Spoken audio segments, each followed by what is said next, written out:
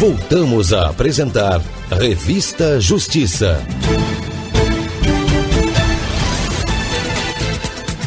E estamos de volta com a Revista Justiça, começando a nossa segunda hora desta segunda-feira, 21 de maio de 2018. Agora 9 horas em ponto.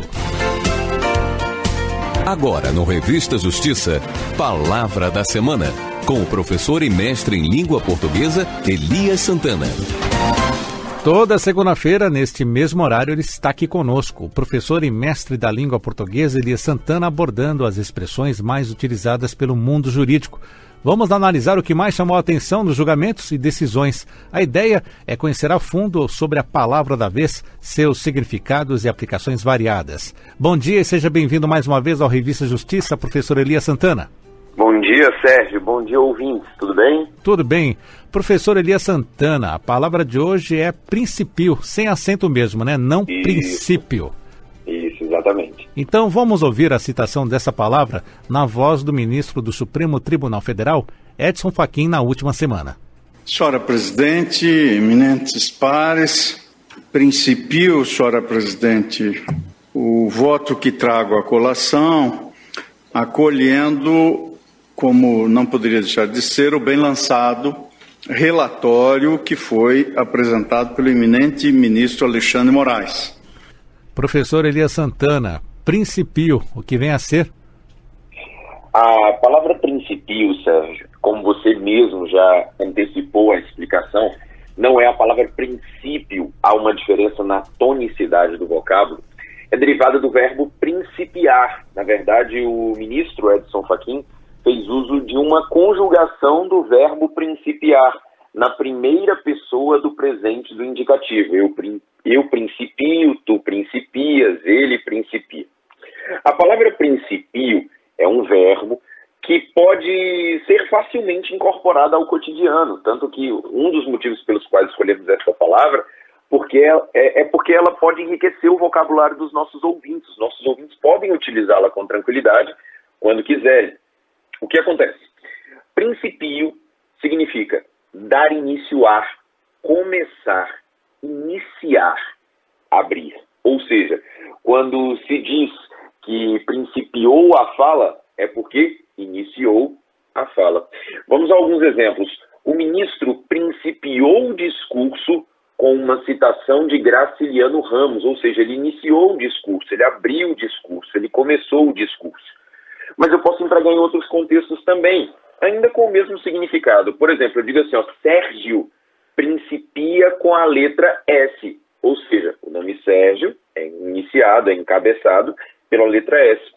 Poderia também usar como principiou pobre, mas acabou milionário. Ou seja, ele começou a carreira dele pobre, mas terminou a carreira milionário. Então veja os empregos que o verbo principiar pode assumir, mostrando de fato aquilo que falamos.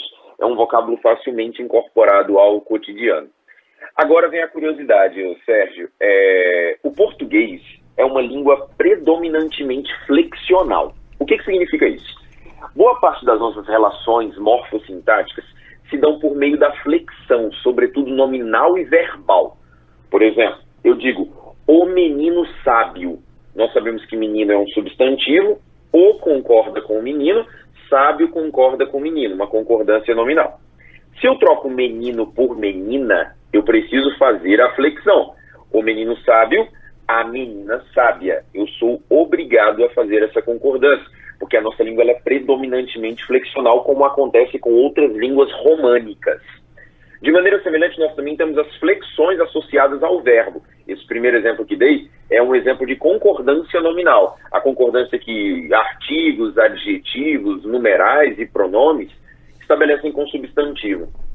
Já na concordância verbal, é a concordância que o sujeito estabelece com o verbo. Por exemplo, a menina estuda, as meninas estudam.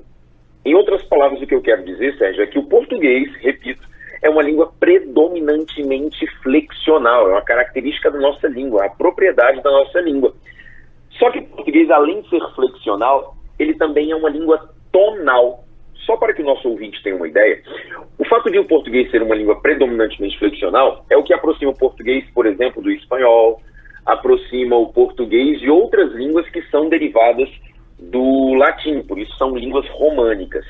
É diferente do inglês. O inglês não é uma língua predominantemente flexional. Agora, o português ele também tem essa característica de ser uma língua tonal, semelhante, por exemplo, ao chinês. Só que no chinês, nós temos uma língua que é predominantemente tonal. O tempo inteiro ela trabalha com as diferenças por meio da tonicidade. Não é o caso do português.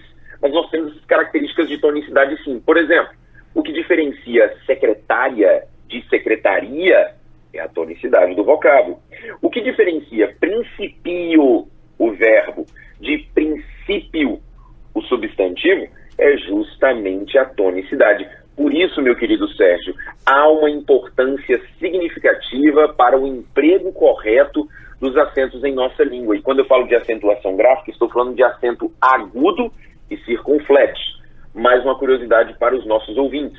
Na língua portuguesa só existem 3 acentos: agudo, circunflexo e o grave, que é o sinal indicativo de crase. Então só temos esses 3 acentos. O tio não é um acento, é uma notação léxica. O extinto trema também é uma notação léxica, não faz parte do grupo de acentos.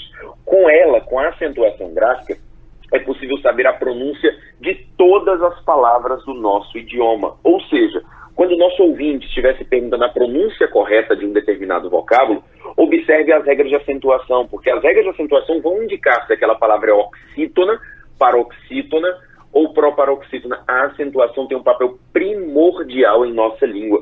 A acentuação não é uma frescura, até porque nós habitualmente ouvimos pessoas falarem: prefiro o inglês porque lá não tem acento. Não, o que acontece é o seguinte: cada língua tem a sua propriedade. O inglês compartilha de outras dificuldades que não são as mesmas da língua portuguesa.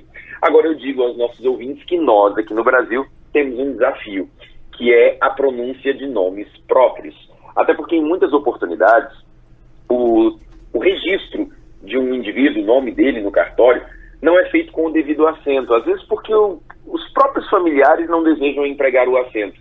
E isso, claro, dificulta o entendimento total da palavra. Vou dar um exemplo. Eu tenho uma aluna chamada Tâmara. Eu passei mais de um mês chamando-a de Tamara. E por que eu chamava de Tamara? Porque não havia o acento. E o nome dela é redigido sem o acento. E depois ela veio me explicar que a pronúncia é Tâmara. Mas aí, lógico, isso por uma opção da família ao empregar o nome. E agora nós temos um desafio. O brasileiro tem esse desafio. Conviver com muitos nomes próprios que não são devidamente acentuados. É um desafio. Mas fora os nomes próprios, a pronúncia de qualquer palavra pode ser identificada por meio da acentuação gráfica. Sérgio? Eu sou um exemplo disso. Meu Sérgio foi registrado sem acento, viu, professor? É mesmo, Sérgio? Fica Sergio. Eu havia pensado, mas eu não tinha certeza se o seu nome era com acento ou sem acento. Mas olha aí, um exemplo clássico do que acontece. Esse é o professor Elias Santana, toda segunda-feira, 9 horas da manhã, participando aqui do nosso Revista Justiça com o quadro Palavra da Semana. Usando já a palavra de hoje, principiando a segunda hora do Revista Justiça, está correto, professor? Exatamente, Sérgio, desse jeito. Viu aí, é uma palavra fácil de ser empregada no nosso cotidiano. Forte abraço, até segunda que vem. Um abraço, até segunda que vem, Sérgio. Agora 9 horas e 9 minutos em Brasília.